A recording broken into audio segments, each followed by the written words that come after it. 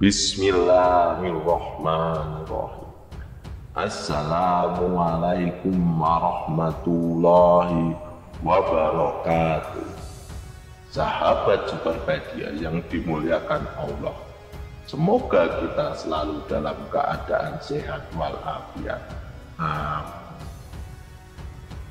Di hari menjelang kiamat nanti akan terjadi sebuah fitnah akhir zaman yang luar biasa yang berasal dari Dajjal laknatullah alaihi. Awal kemunculan Dajjal, ia mengaku sebagai utusan Tuhan. Namun tak lama berselang, ia mengaku bahwa ia adalah Tuhan. Sampai saat ini, Dajjal masih dipenjara oleh Allah Subhanahu wa Ta'ala di sebuah pulau. Hingga waktunya tiba, atas izin Allah, Dajjal akan dilepaskan dan membuat fitnah di seluruh dunia. Sampai saat ini, tak seorang pun tahu di mana keberadaan pulau tersebut. Dan tidak ada satupun orang yang pernah bertemu dengan Dajjal kecuali satu orang saja, yaitu seorang berasal dari Palestina yang secara tidak sengaja bertemu dengan Dajjal. Kisah ini pun ada di dalam hadis Nabi Muhammad SAW yang diriwayatkan oleh Fatimah binti Qais. Karena itu di video kali ini kita akan membahas tentang pertemuan Tamim Ad-Dari dengan Dajjal. Tamim Ad-Dari merupakan seorang Nasrani yang bekerja sebagai pedagang. Ia sering mengunjungi negeri Arab untuk berdagang. Biasanya ia melakukan perjalanan tersebut melalui jalur laut, menggunakan perahu bersama teman-temannya, bertolak dari Palestina menuju negeri Arab. Ketika kapal mulai berlayar dan sudah jauh meninggalkan tanah Palestina, tiba-tiba terjadi badai besar dan ombak tinggi yang menggulung-gulung. Kapal mereka terombang-ambing di lautan selama 1 bulan lebih, hingga terdampar di suatu pulau yang tidak diketahui persis lokasinya. Singkat cerita, mereka pun keluar dari kapal dan mulai menyusuri pulau tersebut. Saat mereka memasuki pulau itu, mereka menjumpai seekor hewan besar dengan bulu yang sangat lebat. Saking lebatnya bulu hewan tersebut sulit untuk membedakan mana kepala dan mana duburnya. Kaget mereka berkata, "Celakalah kita, hewan apakah ini?"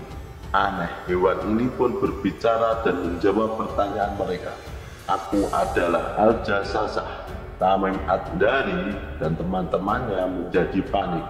Bagaimana tidak, mereka menjumpai seekor hewan dengan bentuk yang sangat aneh, yang bisa berbicara dalam bahasa manusia.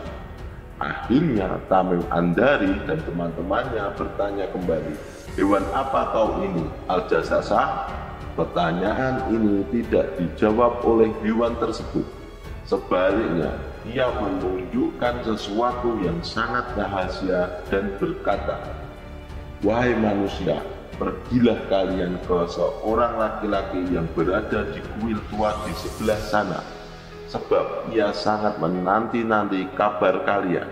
Setelah hewan ini menyebutkan bahwa ada seorang laki-laki di dalam kuil tua, Tamim dan kawan-kawannya menjadi takut. Mereka khawatir ini bisa saja sebuah jebakan, atau mungkin laki-laki itu akan mencelakai mereka. Mereka juga sempat berpikir, jangan-jangan Al-Jassasah ini adalah setan yang akan menyesatkan. Meski demikian, rasa penasaran membuat Tamim Ad-Dari dan teman-temannya secara beramai-ramai pergi ke kuil yang ditunjukkan oleh Al-Jassasah untuk menemui pria yang ada di kuil tersebut. Begitu sampai di kuil tersebut, Tamim Ad-Dari dan teman-temannya benar-benar menjumpai seorang pria bertubuh besar dan kekar yang sedang dikurung di dalam sebuah tempat seperti penjara. Tak hanya dikurung, pria ini juga diikat tangan dan kakinya dengan rantai besi yang besar-besar. Melihat pria itu terikat kuat oleh besi, mereka merasa pria ini tidak akan bisa mencelakai mereka. Akhirnya mereka memberanikan diri untuk bertanya, "Siapakah engkau?" Pria di kuil itu bukannya menjawab, malah balik bertanya, "Siapakah kalian? Apakah kalian orang-orang Arab?" Tamim pun menjawab, "Ya, kami dari suku Arab dan kapal kami terdampar di pulau ini. Kami bertemu hewan bernama Al-Jassasah. Ia bilang ada seorang pria yang ingin bertemu dengan kami dan ada beberapa hal yang ingin ditanyakan. Apakah yang ingin kau tanyakan?" Pria itu pun menjawab, "Apakah kurma di Baisan masih banyak yang berbuah?" Mereka menjawab, "Ya, kebun kurma di Baisah masih berbuah." Pria itu menanggapi, "Akan tiba masanya kebun kurma di Baisan benar-benar tidak akan berbuah lagi."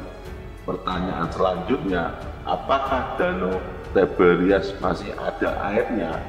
Mereka menjawab, "Ya, danau itu masih berlimpah airnya dan digunakan oleh orang-orang untuk keperluan hidup sehari-hari." Pria itu berkata lagi, "Akan tiba masanya danau tersebut benar-benar kering dan tidak akan ada airnya. Lalu apakah sumur Zuhal masih ada airnya dan warga sekitar sumur masih memanfaatkan untuk bercocok tanam?" Mereka menjawab, "Ya, sumur itu masih ada airnya dan menjadi penumpang kehidupan warga sekitar sumur." Pria itu menjawab, "Akan tiba masanya sumur tersebut benar-benar kering." Pertanyaan terakhir dariku, apakah di Arab sudah ada orang yang mengaku nabi?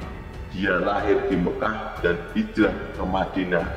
Dan apakah nabi itu diperangi oleh orang-orang Arab?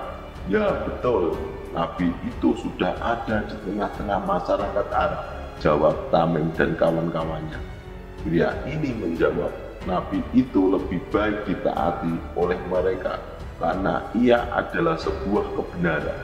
Dari keempat hal yang ditanya pria itu tadi, apabila semuanya sudah terjadi, maka tak lama lagi pria tersebut akan bebas dari belenggunya dan akan menjelajahi seluruh permukaan bumi. Pria ini akan singgah di semua tempat, baik itu perkampungan atau perkotaan. Namun ada dua tempat yang tidak akan mampu ia datangi, yaitu kota Mekah dan Madinah. Kedua kota ini nantinya akan dijaga oleh para malaikat. Setiap kali ia mencoba memasuki Mekah Madinah, para malaikat akan siap dengan pedang di tangan mereka untuk menghalangi agar pria ini tidak bisa masuk ke kota tersebut.